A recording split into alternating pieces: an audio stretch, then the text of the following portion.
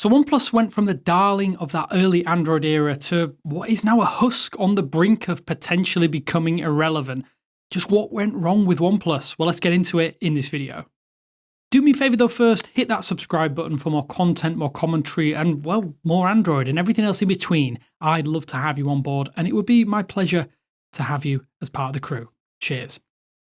So I don't need to tell you that way back in the day, a brand like OnePlus truly felt like a breath of fresh air, a brand that offered the best hardware, clean software, and a community option that was the backbone of all of it.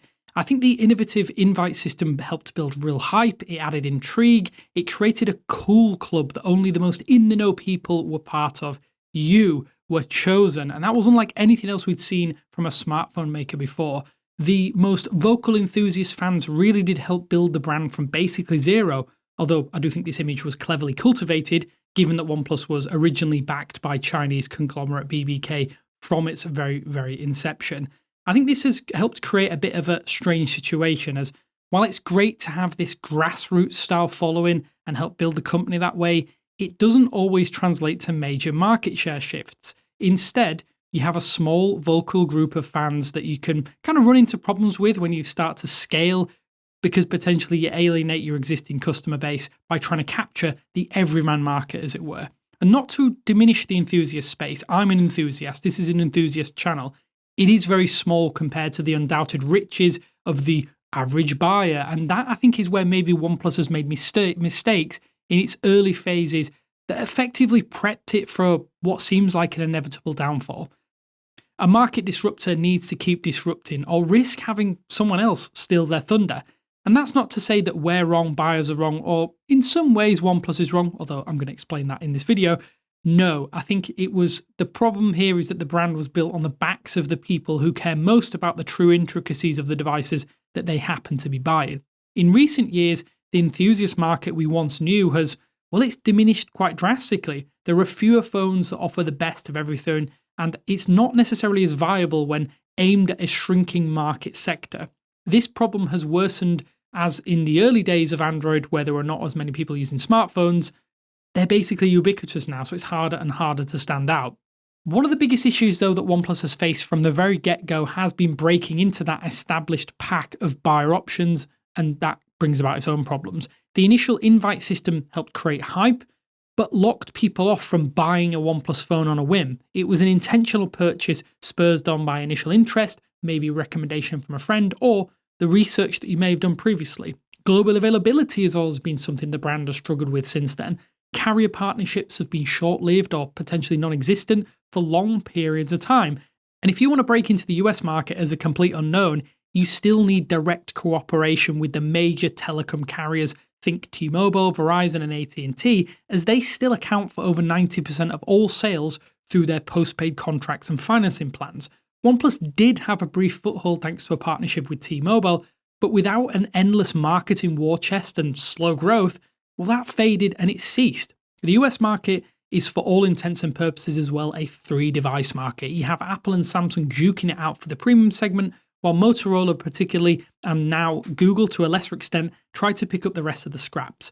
OnePlus actually has never even broke 1% market share across the entire planet, and despite being a bit of an Android darling and arguably getting more column inches than similar-sized OEMs or even larger OEMs with larger user bases, it kind of has a bit of a strange place in the sector. The thing is, OnePlus had lightning in a bottle from their very start of the smartphone era. It offered cheap, high-powered phones that were different from the competition, and that proved to be a bit of a masterstroke. However, I think that first mover advantage was lost within just a few years. The idea of a flagship killer, which was part of their marketing campaigns, became almost redundant by virtue of other brands simply adopting a similar strategy for their own cheaper devices.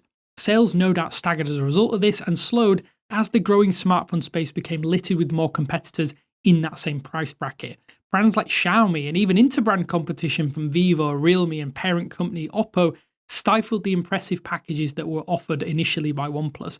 Of course, that's great for us because we have more choices, but not for OnePlus, a company that was still just a blip in the mobile space in terms of overall market share.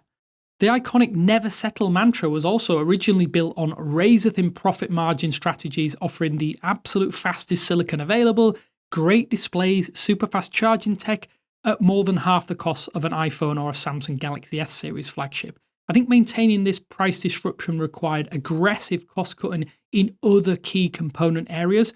This is normally in places like the cheaper camera sensors that we've seen, omitting things like wireless charging and skipping expensive IP water resistance certifications, even though they were available technically on some older devices. And as OnePlus matured and attempted to capture mainstream buyers while still ensuring long-time fans were sated, the company was kind of forced to bridge these feature gaps, resulting in things like impressive high-profile upgrades like their multi-million-dollar Hasselblad imaging partnership.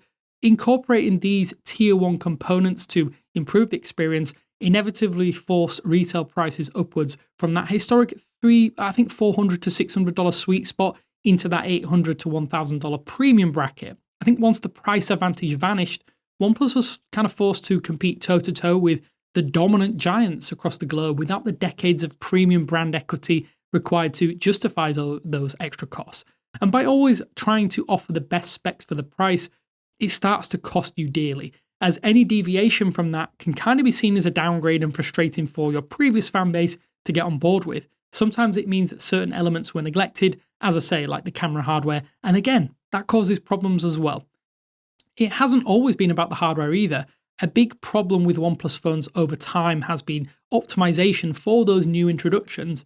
Cameras have, as I say, been a contention area for OnePlus phones almost from the very get-go, and things like this have undoubtedly held back impressive packages in the past. And this is a twofold problem. You kind of have the capability, but the execution would almost always be the stumbling block. We can point to many things, hardware, software, and everything else in between, but I think one pivotal moment arguably stands out to fans more than any other. And in the eyes of lots of people I've spoken to, Carl Pei's departure in 2020 could be seen as a catalyst for the downfall or the start of the downfall of OnePlus. Pei left shortly after the launch of the OnePlus Nord in October 2020, and this just came a few months after Pete Lau took a new role to oversee brand synergy between Oppo, OnePlus, and Realme. And by 2021, Oppo and OnePlus were kind of fully merged, and Lau then assumed the role of Chief Product Officer at Oppo, while Pei founded another enthusiast phone company, Nothing, and they seemingly going from strength to strength by sticking to their strengths and not playing into their weaknesses. This was a critical period for the company, but I do think from the OnePlus 8 Pro, the writing was sort of on the wall, as with software, or at least looking at software, OxygenOS became a fork of ColorOS, which led to better software update support, but we lost that clean aesthetic that the company was known and launched alongside. It was the primary anchor keeping tech-savvy buyers loyal to the brand, serving as kind of a pristine, user-focused alternative to the heavily skinned, slower software options offered by competitors, and that we have kind of seen get fixed in the last couple of years at the very least. While ColorOS has since gone on to be a solid option, I do like it myself, this transitional period has kind of marred OnePlus devices. Yes, it streamlined BBK's internal engineering pipeline and improved long-term update timelines, but it fundamentally stripped OnePlus of its defining OxygenOS characteristics and experience. It didn't help that it wasn't a perfect transition either, as bugs and issues were rife straight out of the gate. Another thing that I think has kind of hindered the company, whether driven by Oppo or something else entirely, OnePlus has really suffered from offering too many options and too many form factors in a bid to try and capture more of the overall market. We used to get 2 carefully crafted OnePlus phones per year, a main device and a mid-cycle T refresh. I think that was enough for lots of people, and it made sense. The lineup though has exploded into a confusing web of premium flagships, Pro models, T variations, and the regional R variants, alongside the sprawling budget ecosystem including the Nord, Nord CE, and Nord N series tablets and foldables. Slapping a cheap plastic $200 phone with a low-res display next to your previous generation or your next generation $800 flagship kind of completely diluted the premium prestige that OnePlus tried to cultivate from the very get-go. It confuses everyday consumers, and of course it alienates potential loyal fans. Loyal fans that have even more options to choose from nowadays, with almost all of the same things, many without those compromises that we spoke about just briefly a moment ago. Ultimately though, whether intentional or not, OnePlus has kind of forgotten its audience. Each iteration saw price creep, alienating that original audience, but going toe-to-toe with premium brands that didn't necessarily compromise in major areas, potentially save the Pixel series. For many, that might be a reason that you wouldn't look at a OnePlus phone today or in the past few years. The community is kind of being ignored as well, and every sign does indicate now that OnePlus have pulled the plug on operations outside of China in recent months. The company hasn't confirmed anything publicly, despite behind the scenes proof that things are just not looking rosy for them right now. Sure, the company might want to choose radio silence, but that's starting to get absolutely deafening. This not only hurts customers, who until recently were buying the impressive OnePlus 15, but it also potentially hurts the parent company. How can someone trust Oppo to do right by customers if they can't even be truthful about what's happening with a beloved brand which part of their stable?